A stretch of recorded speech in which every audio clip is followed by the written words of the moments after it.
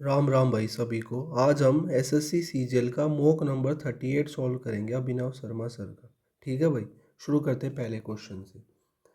क्या कह रहा है? At present A is thrice as old as B. मतलब जैसे ए बी और तीन बंदे सी। क्या कह रहा है? जो बी की एज है ना उसके 3 गुना ए की एज है और C is 5 years elder than B. The sum of ages of A B C is this much. The ratio of age of B 5 years ago to the age of 3 years from now. अच्छा देखो क्या कह रहा है। जो B की age है ना उसके थ्राइस है ए की एज। सपोज हमने बी की एज एक्स मान ली तो ए की क्या हो जाएगी 3x। और क्या कह रहा है? C is 5 years elder than B. अगर बी की एक्स है तो सी की क्या रही होगी? x+5 रही होगी। ठीक है भाई। और इनकी जो सम का एज है वो दे रखा 75, तो यानी कि 3x प्लस एक्स प्लस में एक्स प्लस में 5। इसकी क्या वैल्यू दे रखी है? 75। अब ये 5 उधर जाके माइनस का हो जाएगा तो ये क्या बन जाएगा? 70। यहाँ से आ गया 5x तो ये 70। x की वैल्यू क्या आ गई हमारी? 14। ठीक है भाई, ये आ गई 14। अब क्या कह रहा है? The ratio of age of B 5 years ago. 5 साल पहले बी की एज क्या रही होगी? अब देखो आज के प्रेजेंट में इसकी 14 है, इसकी क्या रही होगी? 42। और इसकी क्या रही होगी? इसकी हो जाएगी 19। ठीक है। अब देखो आज से 5 साल पहले 14 माइनस में 5। और क्या कह रहा है? ए की 3 years फ्रॉम नाउ। आज जितने का ए है उससे 3 ज़्यादा। क्या आ गया? 9/45 यानी कि 1:5। Option number D. ठीक है भाई। क्या कह रहा है? Let A plus B equal to 2c then which of the following expression is true. तो देखो भाई, अब देखो हमें है ना स्क्वायर दिख रहा है तो हमें कहीं ना कहीं अंदाज़ा लग रहा है कि स्क्वायर होगा। तो क्या करेंगे इस क्वेश्चन में? ए प्लस बी, इस 2c को ना अलग अलग कर लेंगे, सी प्लस सी। अब एक सी को इधर ले आएंगे और बी को उधर भेज देंगे। ठीक है। अब क्या करेंगे? दोनों साइड स्क्वायरिंग बोथ साइड कर देंगे। स्क्वायरिंग बोथ साइड करेंगे तो ए माइनस सी का whole square, C minus B का होल स्क्वायर। तो A square plus C square minus में 2ac equal to C square plus B square minus में 2cb। तो देखो सी स्क्वायर से सी स्क्वायर तो कट गया, तो ए स्क्वायर माइनस 2ac और बी स्क्वायर माइनस 2cb। अब देखो कहीं भी ए स्क्वायर माइनस 2c दिख रहा हमें? यहाँ दिख रहा है, लेकिन यहाँ पे ए सी दिख रहा है, तो ये वाला ऑप्शन सेटिस्फाई नहीं हो रहा। अब देखो हम क्या करते हैं, इस वाले को इधर ले आएंगे, इसको उधर भेज देंगे, तो क्या बन जाएगा? ए स्क्वायर प्लस में 2cb equal to B square plus में 2ac। अब ये वाला ऑप्शन देखते हैं। ये रहा भाई, A square plus 2bc equal to B square plus 2ac।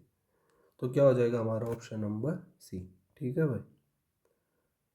क्या कह रहा था? Average temperature of a city for the 16 days, first 16 days of January is 22 and the average temperature of last 16 days is 26.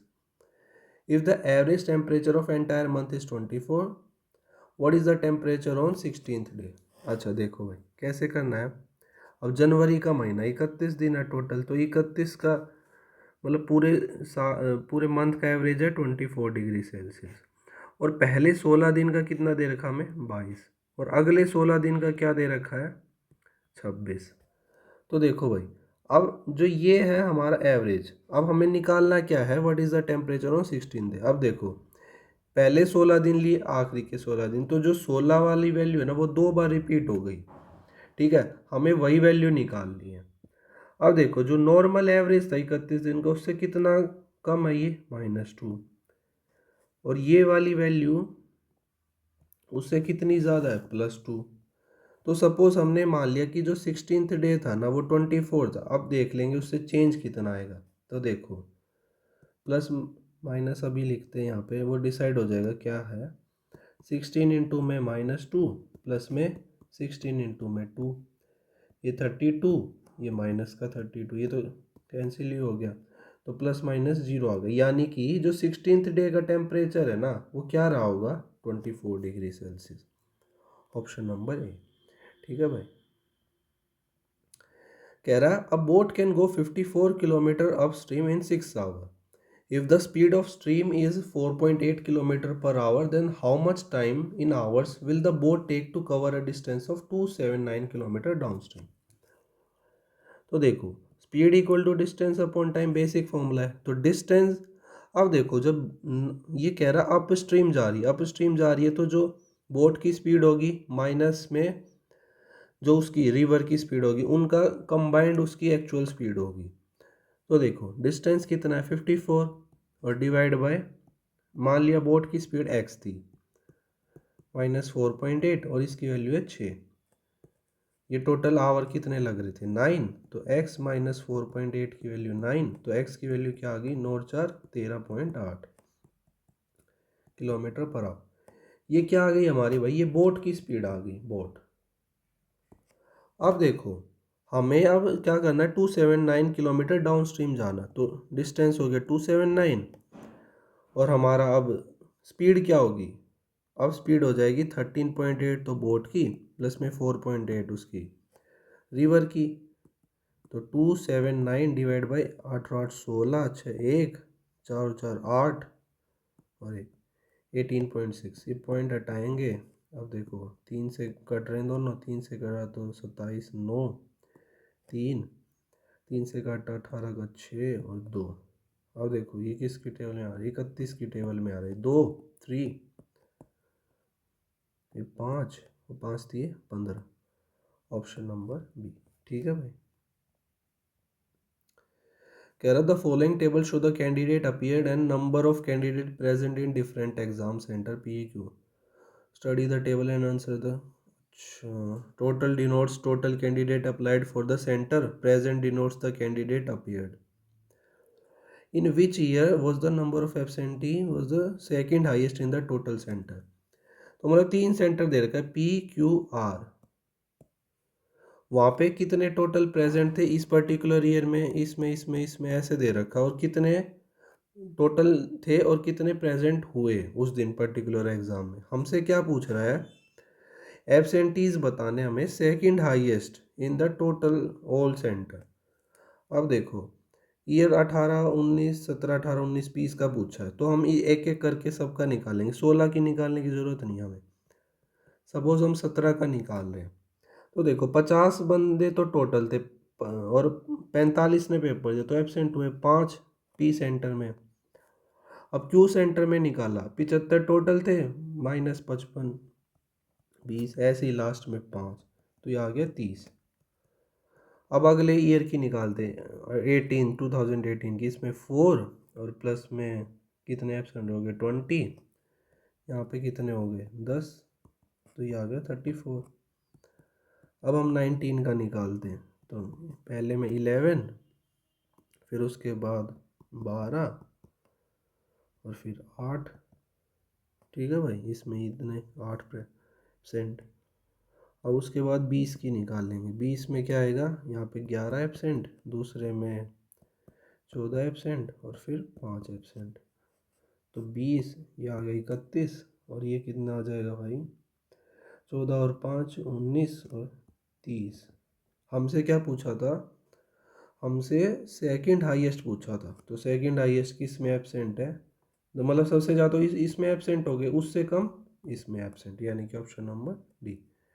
ठीक है भाई।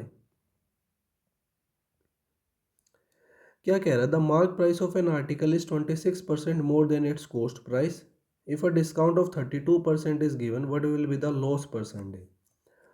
तो देखो भाई इसका एक सिंपल सा ट्रिक बताता हूँ मैं।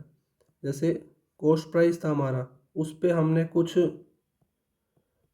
मार्कअप कर दिया, मार्कअप, उसके बाद वो मार्केट प्राइस बन गया, मार्केट में चला गया, अब उस पर हमने माइनस डिस्काउंट कर दिया कुछ और हमारा सेलिंग प्राइस आ गया। तो हमारा जो लॉस और गेन होगा वो इससे पता चलेगा। ठीक है भाई।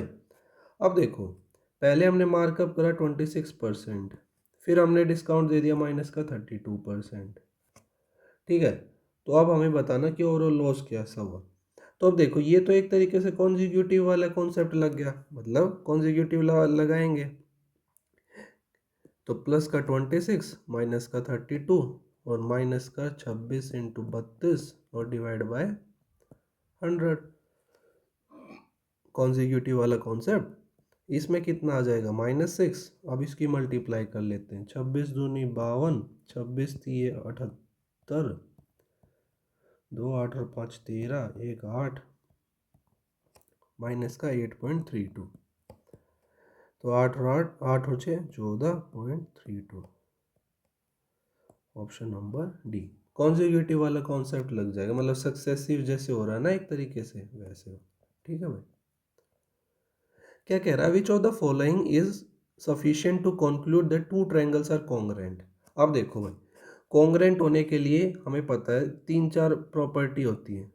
Side angle side, side side side side, side angle side, और एंगल साइड एंगल, और एक लास्ट वाली होती है जिसमें होता है RHS, राइट एंगल ट्रायंगल वाली जो होती है प्रॉपर्टी। ठीक है भाई, तो अब देखो एक एक करके हम देखते हैं। टू साइड्स इक्वल है एंड द सेम पैरामीटर। अब देखो मान ले 2 ट्रायंगल है, इसकी ये साइड ये साइड ये साइड और ये साइड इक्वल है, और पेरीमीटर भी सेम हो। तो पेरीमीटर कब सेम हो सकता है, जब ये तीनों साइड भी इक्वल हो जाए, तीसरी साइड भी इक्वल होगी। तो यहाँ पे तो प्रॉपर्टी सेटिस्फाई होगी हमारी SSS। वैसे तो आंसर यही हो जाएगा, लेकिन हम बात और भी चेक करेंगे।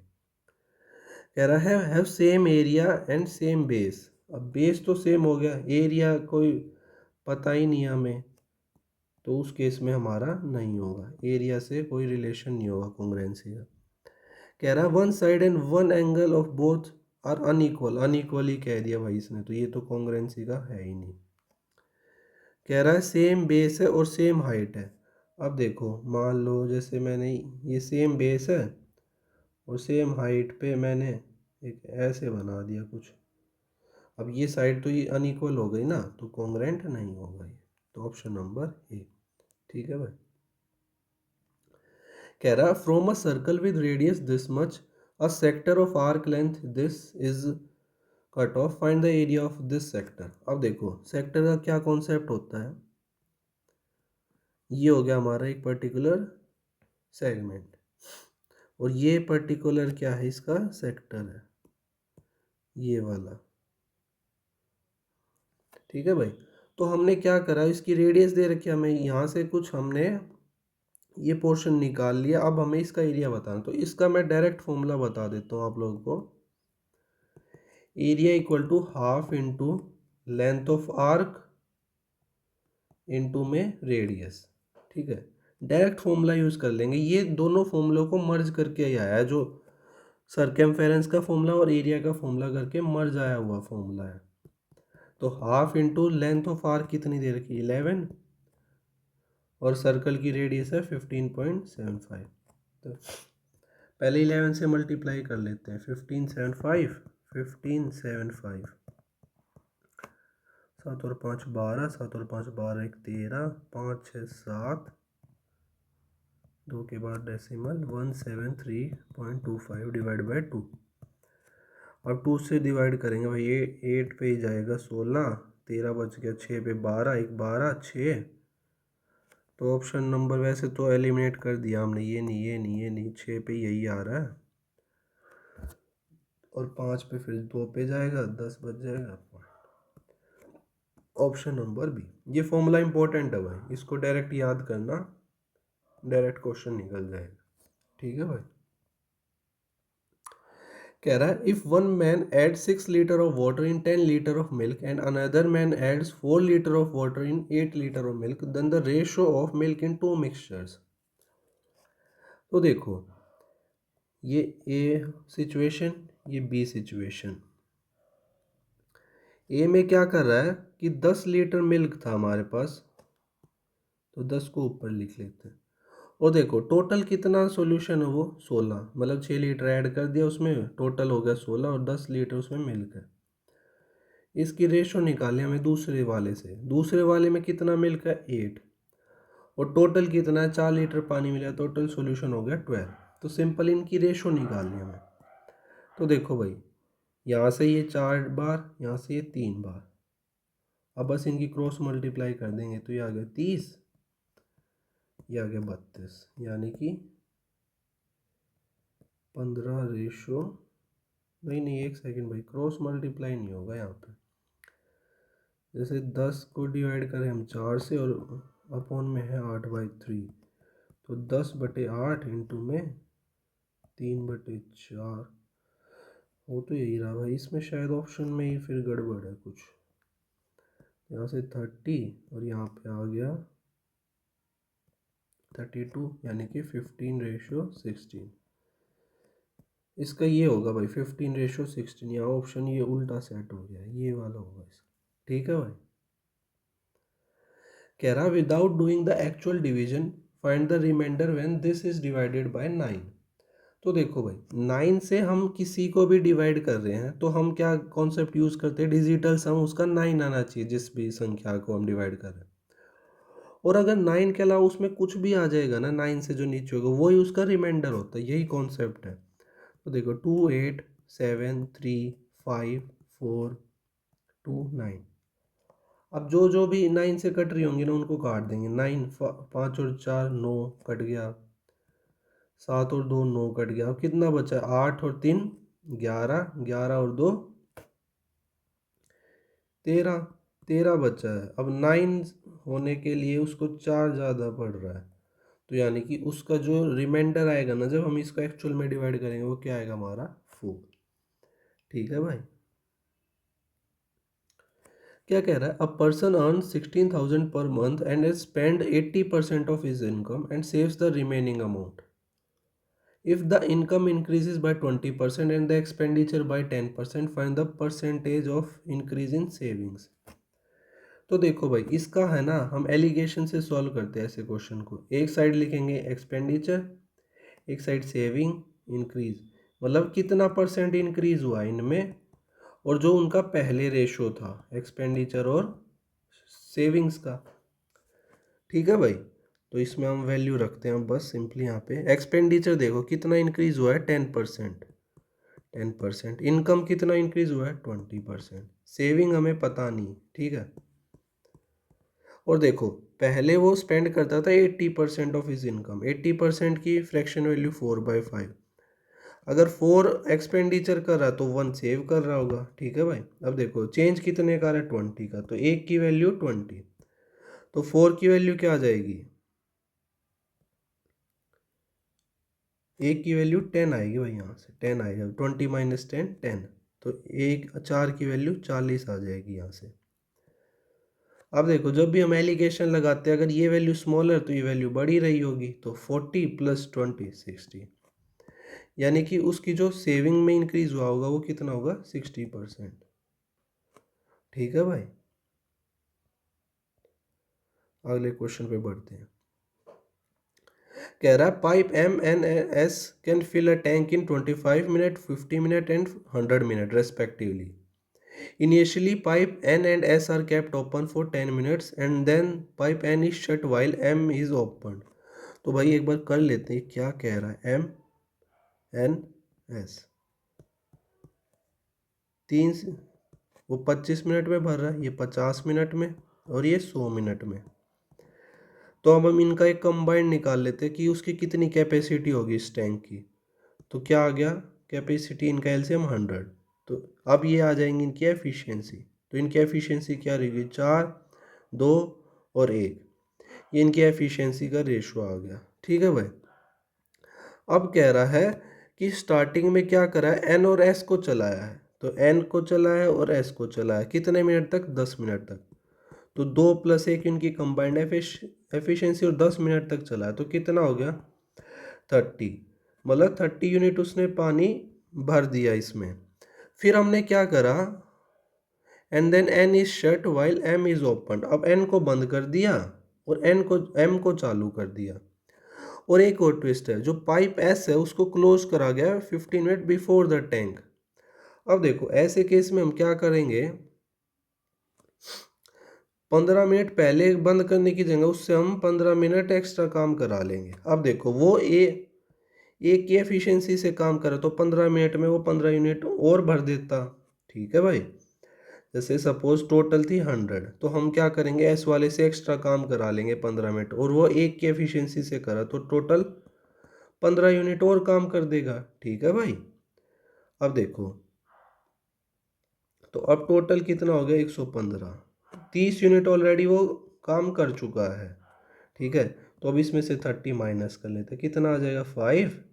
11 में से 3 गया 8। मतलब अब इतनी उसको भरना रह रहा है। जब हमने एन को शट कर दिया उस टाइम पे इतना टैंक को भरना रहता है 85 यूनिट्स। अभी उसमें पानी और जाएगा। अब क्या है, एम और एस चल रहे हैं हमारे। एम और एस की एफिशिएंसी का कंबाइंड एफिशिएंसी क्या होगी 5।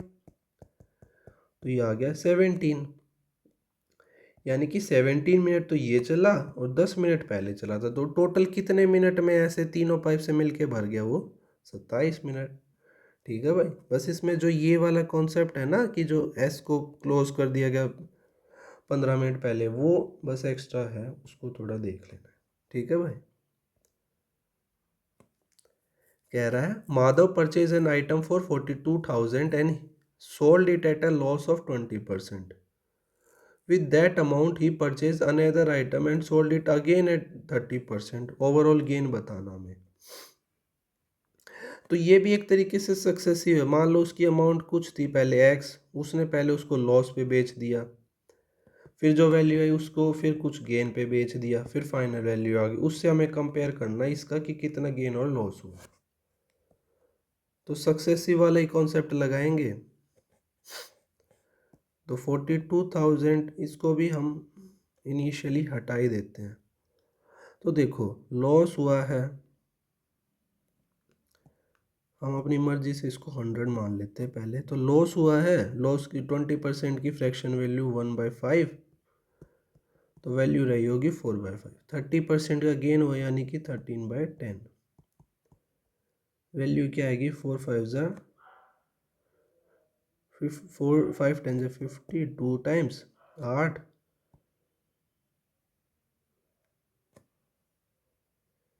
एक सेकेंड भाई, हम इसको पूरा ही लिख लेते हैं। 42,000।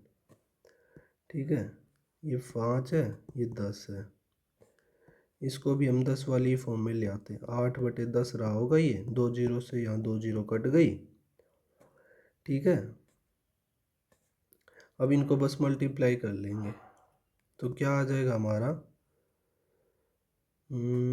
इसको मल्टीप्लाई करा, 8 दूनी 16, 8 चौक 32 और 33, 0 इंटू 13। तो 1 जीरो सौ तो है ही, 6 तिये 18, 1 3 तिये 9 और 1 10, 3 तिये 9 और 1 10, 3 3 6 अलग से 8 6 3 4। अब देखो पहले वैल्यू थी 42,000, तो माइनस कर देंगे 0,861, यानी कि इतना वो एक्स्ट्रा उसको प्रॉफिट हुआ है 1680 रुपीज़ का। ठीक है भाई। कह रहा a money bag contain 1 rupee 5 rupee and 10 rupee coin in the ratio this 3:5:7 respectively. If the total amount of the bag is 980 rupee, find the number of coin of rupees 10. तो देखो भाई इसमें वैसे है ना, अगर देखा जाए तो नंबर ऑफ कॉइन्स हमें 10 रुपये के निकालने हैं। तो 1 रुपये के, 5 रुपये के, 10 रुपये के। यहाँ पे उनके कितने कितने सिक्के हैं, 5 7। तो 10 के सिक्के 7, तो मतलब 7 की रेशो में सिक्के रहे होंगे। उसने कॉइन से पूछा, तो 7 का मल्टीपल हम देख रहे हैं, तो एक ही ऑप्शन है, ऑप्शन नंबर बी। ठीक है, लेकिन मैं आंसर तो यही होगा, लेकिन मैं इसका एक बार फिर भी तरीका बता देता हूँ कि कैसे करना है। यहाँ से आ जाएगा उनका अमाउंट। मान लो 1 रुपये के 3 सिक्के, तो कितनी अमाउंट होगी 3। 5 रुपये के 5 सिक्के तो अमाउंट होगी 25। 10 रुपये के 7 सिक्के तो अमाउंट होगी 70। अमाउंट को ऐड कर लिया, 70 और 25 95 और 3 98। एक्चुअल वैल्यू कितनी है 980, यानी कि 10 टाइम्स। ठीक है भाई। अब देखो अगर अमाउंट की बात करेंगे, सबको 10 टाइम्स कर दिया, तो इसमें जब 10 टाइम्स करा तो ये आ गया 700। 10 रुपये के हैं, 700 टोटल है, तो कितने टोटल 10 के सिक्के हुए 70 हुए। सिंपली जो टोटल अमाउंट है वो एक नोट 10 का है, तो कितने नोट हुए 10 के टोटल 70। Option number B. तो जो ये ऑप्शन वाली चीज़ है ना भाई, इनको थोड़ा ध्यान रखा को, इससे सीधा क्वेश्चन हो जाएगा, फिर टाइम बचेगा पेपर में। ठीक है। कह रहा है Varun Sandeep started for a car race for the same point in same direction at a same time on a circular track of 165 meter with the speed of 90 and 108 respectively. How much time in second will they meet again for the first time? Circular race हो रही है, दोनों एक side चल रहे हैं, एक ही time पे चले। तो अब जो रिलेटिव स्पीड का रेशो, रिलेटिव स्पीड वाला कॉन्सेप्ट है वो यूज़ होगा। अगर सेम डायरेक्शन में जाए तो रिलेटिव स्पीड माइनस हो जाएगी, तो 108 माइनस 90 18।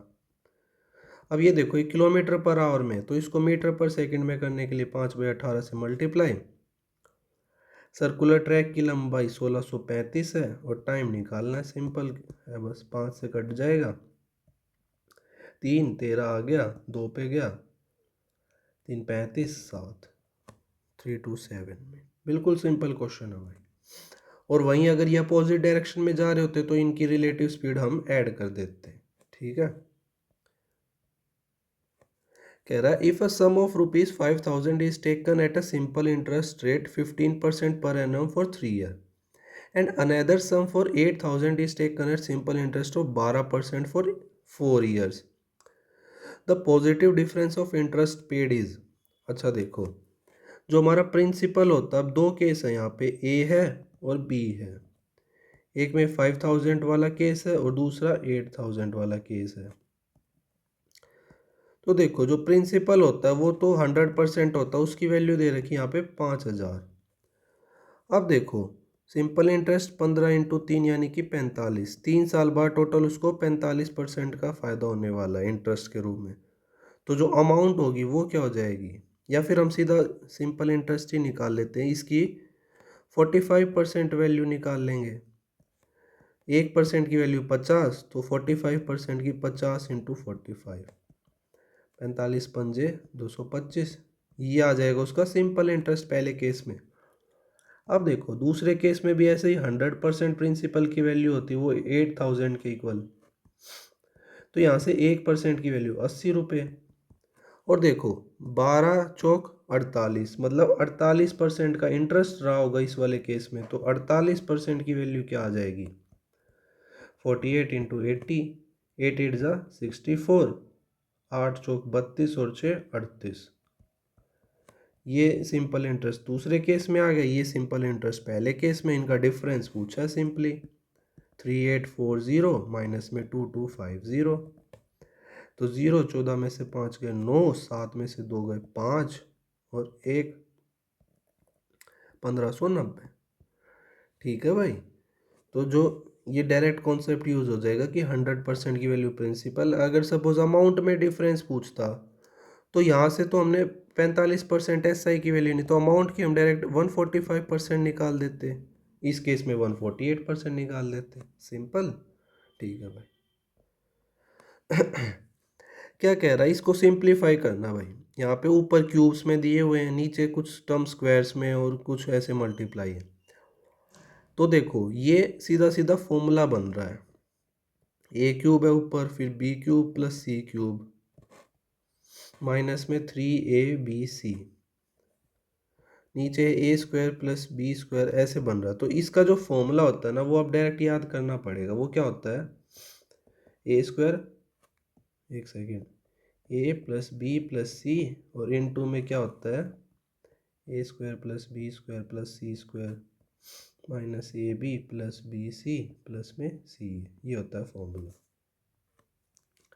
तो हमें देखो, जो नीचे टर्म दे रखी है ना डिनोमिनेटर में, वो ये वाली टर्म दे रखी है। अब ये मल्टीप्लाई में है, ये सपोज हम इसको क्रॉस मल्टीप्लाई करेंगे तो ये वाली टर्म इसके नीचे आ जाएगी अपॉन में। तो हमारे पास क्या वैल्यू बचेगी, हमारे पास सिर्फ ये वाली टर्म बचेगी। तो यानी कि हमें कुछ नहीं करना इस केस में, 8.3 प्लस 9.2 प्लस 6.1, जो ABC की वैल्यू है ना, वो सिंपली ऐड कर देनी है।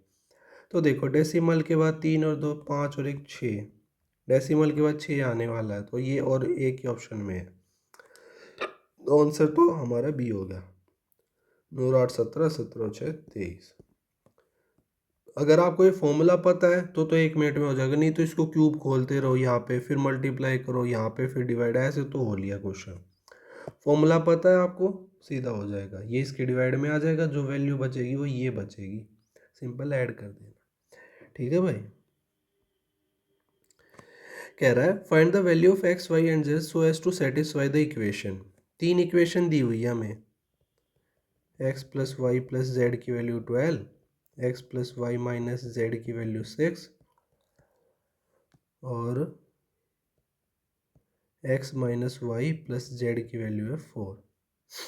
और देखो 4 सेट ऑफ वैल्यूज दिया हुआ है, हम पुट करके देखेंगे, मतलब पहले में पुट करेंगे उसमें सेटिस्फाई होगा, दूसरे में, तीसरे में। अब देखो 5 4 और -3, 5 और 4, 5 4 और यहाँ -3, 5 और 4 9, 9 में से 3 गए 6, तो ये तो ऑप्शन होगा नहीं, कट गया ये। अगला है 5 -4 3, 5 -4 और 3, 5 और 3 8, 8 में से 3 गए 4, ये भी नहीं सेटिस्फाई हो रहा। 5 4 3, 5 4 3, 5 और 4 9 और 3 12, हाँ ये हो रहा है भाई, इसमें बात बन सकती है। और अगला देखो 5 है -4 है -3 है, जब हम कुछ रखेंगे 5 और माइनस का 7 हो जाएगा, वो तो वैसे ही नहीं होने वाला, तो ऑप्शन नंबर सी हो, और में रख के भी देखने की ज़रूरत नहीं है, सीधा पता चल रहा है यहाँ से। ठीक है भाई, तो ऐसे ही हो जाएगा। अगला क्वेश्चन क्या कह रहा है, बस travel 1/3 of a distance initially at a speed of 40 km/h and the next 1/3 of at a distance, यहाँ स्पीड होगा भाई, ये गलत लिखा हुआ है क्योंकि यूनिट उसकी दे रखी है ना, स्पीड आएगा यहाँ, ऐसे ही यहाँ भी स्पीड। और जो फाइनल 1/3 है वो 60 से निकल रहा है, जा रहा है, मतलब ट्रैवल कर रहा है, तो हमें एवरेज स्पीड निकालनी है। तो देखो एवरेज स्पीड तो डिस्टेंस अपॉन में टाइम होगा। अब देखो हम टोटल 3 यूनिट में मान लेते हैं डिस्टेंस को, जैसे ये डिस्टेंस है, ये है, ये है, तो ये भी 1/3 हो गया, ये भी 1/3, ये भी 1/3, ऐसे ऐसे 3 डिस्टेंस हो गए।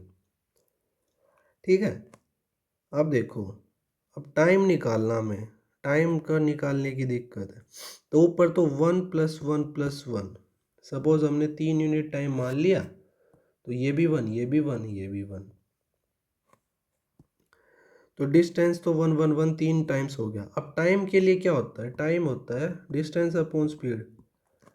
सपोज जब वो ये वाला डिस्टेंस ट्रेवल कर रहा है, उसकी डिस्टेंस है 1 और स्पीड है कितनी 40, दूसरे वाला डिस्टेंस जब कर रहा है तो 1 यूनिट टाइम, 1 टाइम है और 1 डिस्टेंस है और ये होगी स्पीड, तीसरे केस में 1/60, तो जो ये वाली वैल्यू आएगी ना, ये यहाँ से टाइम आ जाएगी, टोटल टाइम, ये टोटल डिस्टेंस हो गया हमारा, तो एवरेज स्पीड आ जाएगी। यहाँ से अब क्या कैसे सॉल्व करेंगे, इनका एलसीएम ले लेंगे, तो एलसीएम क्या आएगा, 5 और 4 का 6 का 60 पे आज चला जाएंगे, आई थिंक 600, हाँ 600 आ जाएगा।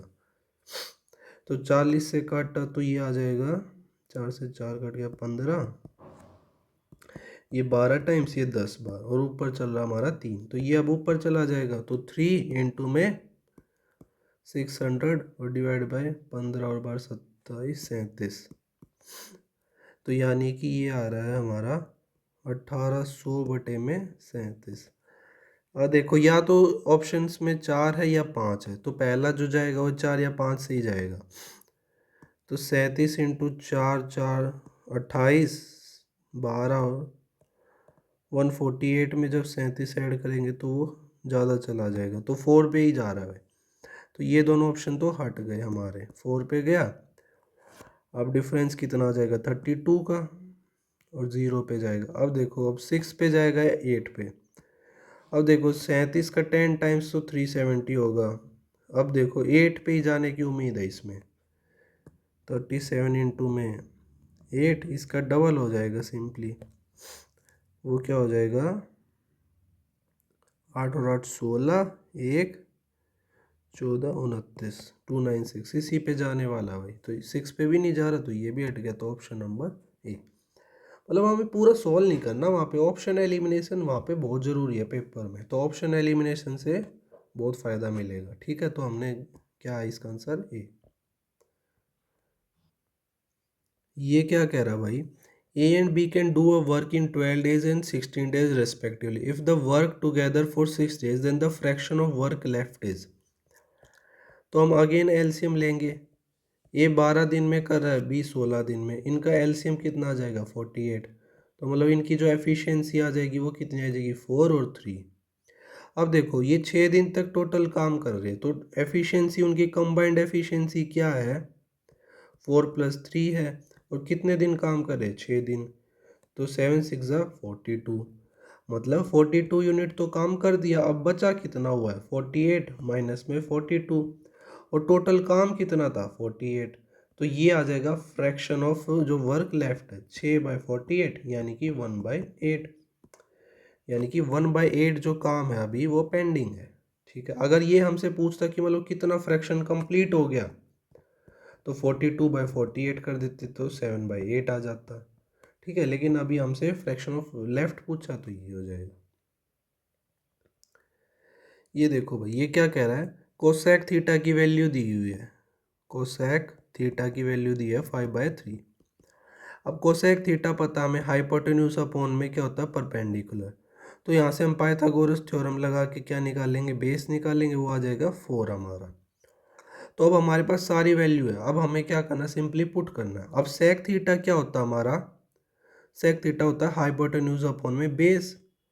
तो 5/4 का स्क्वायर माइनस में 1 इंटू में कोट थीटा क्या होगा? कोट थीटा होता है बेस अपॉन परपेंडिकुलर यानी कि 4/3 का स्क्वायर इंटू में, अब फिर से कोट थीटा है तो 4/3 का अगेन स्क्वायर। ये आ गया 25/16 माइनस 1 इंटू में 16/9 इंटू में 1 + 16/9। तो यहाँ से एलसीएम ले लेंगे, यहाँ 16 आ जाएगा तो यहाँ 16 माइनस का, यहाँ 9 प्लस का हो जाएगा। अब क्या आएगा?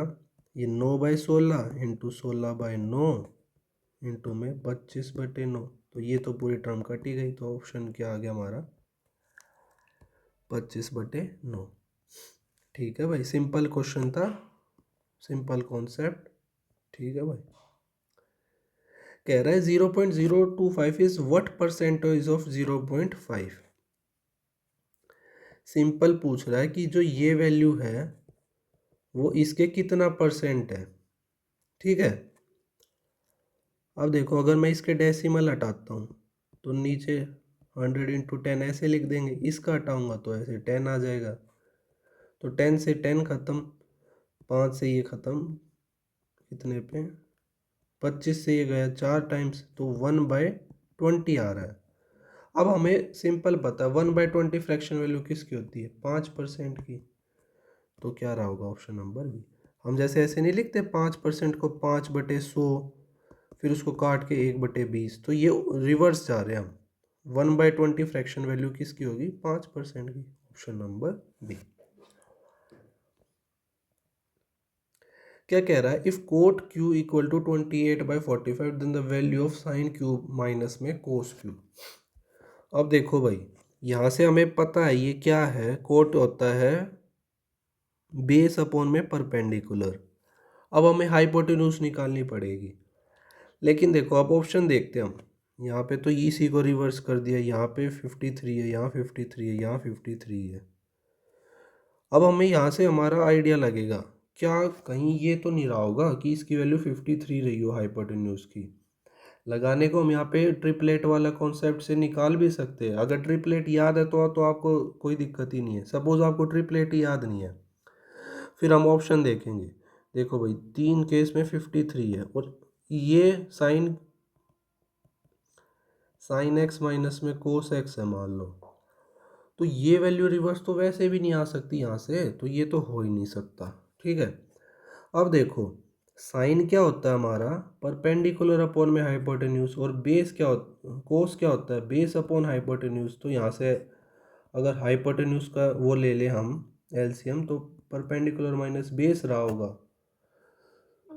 ठीक है भाई, मतलब मैं ये बता रहा हूँ, यहाँ पे इसको सोल्व करने की भी जरूरत नहीं पड़ेगी। अब देखो इसकी डायरेक्ट वैल्यू आ गई 28। क्या है? बेस है हमारा, तो 28 रख दिया। परपेंडिकुलर क्या है? 45 माइनस और हमारा हाइपोटेन्यूज क्या रहा होगा 53, तो यहाँ माइनस कर देंगे, क्या आ जाएगा हमारा 17/53, ऑप्शन नंबर डी। तो ये मान लो हमें ट्रिपलेट याद ही नहीं है, हम ऑप्शन से देखा ज़्यादातर केस में 53, तो मतलब भाई इसका ट्रिपलेट हाइपोटेन्यूज की वैल्यू 53 रही होगी, मतलब ये रहा होगा 28, 45, 53, ये ट्रिपलेट रहा होगा ये। ठीक है भाई, कह रहा है ये मतलब 7 × cos sec 24 की क्यूब प्लस में ये, यहाँ पे देखो अब जो कॉन्सेप्ट है ना वो क्या होता है, कोसेक ए इंटू में कोस बी 1 होगा इफ ए प्लस बी की वैल्यू अगर 90 डिग्री हो गई तो कंडीशन। अब देखो इसको हम ऊपर ले जाएंगे तो क्या बन जाएगा, ये कोसेक 24 इंटू में कोस 66। अब ये ए हो गया, ये बी हो गया, ए प्लस बी की वैल्यू 90 जा रही है, तो मतलब ये पूरा क्या रहेगा, टर्म 1 रही होगी। ऐसे ही सेम जो कॉन्सेप्ट होता है वो टेन और कोट में भी वर्क करता है। टेन ए इंटू में टेन बी अगर 1 है तो ए प्लस बी 90 रहे होंगे, ये तभी पॉसिबल हुआ है। ऐसे ही यहाँ पे अब कोट 37 है, इंटू में क्या हो जाएगा ऊपर जाके कोट 53, जब इसको रिवर्स कर देंगे क्योंकि 10 क्या होता है 1/कोट, तो यहाँ से ये वाली वैल्यू भी 1 आ जाएगी। ठीक है भाई, तो यहाँ से ये भी 1, ऐसे ही ये भी ऊपर जाके क्या बन जाएगा, अब ये बन जाएगा sec 14 इंटू में sin 76, तो ये भी 1 हो जाएगा। तो ऐसे करके सारे 1 हो जाएंगे भाई, 1 1। अब देखो 7 इंटू में 1 की क्यूब प्लस में 8 इंटू में 1 की पावर 4 माइनस में 2, ये अंदर है भाई, 2 की क्यूब 1 इसे मल्टीप्लाई करके 2 की स्क्वायर 4 1, अब 3 की क्यूब क्या हो जाएगी माइनस का 27, तो हमारा क्या आ जाएगा 7 + 8 माइनस में 4 माइनस में 27। तो यहाँ से हम देख रहे हैं माइनस की वैल्यू आएगी माइनस का 16, एक ही ऑप्शन है माइनस में। ठीक है भाई, क्या कह रहा है, P salary is 20% lower than Q salary which is 20% lower than R salary, by how much percent R salary more than P salary. तो देखो 3 केस है, P Q R। अब देखो जो P की सैलरी है वो 20% कम है R से Q से, तो 20% की वैल्यू 1/5, तो मतलब अगर ये 5 रहा होगा तो ये 4 रहा होगा। और जो Q की सैलरी वो 20% कम है R की सैलरी से, तो मतलब अगर इसकी वैल्यू 5 रही होगी तो ये 4 रही होगी। तो अब इसको सॉल्व करने के लिए यहाँ 4 रख देंगे, यहाँ 5, इनकी जो एक्चुअल परसेंटेज आ जाएगी यहाँ से, ये 16, 20, 25, मतलब इनकी जो सैलरी है ना वो इस रेशो में रही होगी। हमसे क्या पूछा है, जो आर की सैलरी वो कितनी ज़्यादा है पी की सैलरी से, तो कितने का चेंज है, 9 का चेंज, कितने पे है 16 पे, इनटू में 100, तो ऑप्शन तो देखो 16 को 8 आता है हाफ, तो 50 से तो ज़्यादा होगा, ये तो हमारा हट गया, तो क्या आ जाएगा 900/16, तो 16 से कितने पे जाता है 5 पे 80 आ जाएगा, तो 5 वाला ऑप्शन ही आने वाला, ये दोनों ऑप्शन में तो 6 से शुरू आते, तो ऑप्शन नंबर बी हो जाएगा। तो यहाँ पे हमारा मॉक होता है समाप्त। धन्यवाद।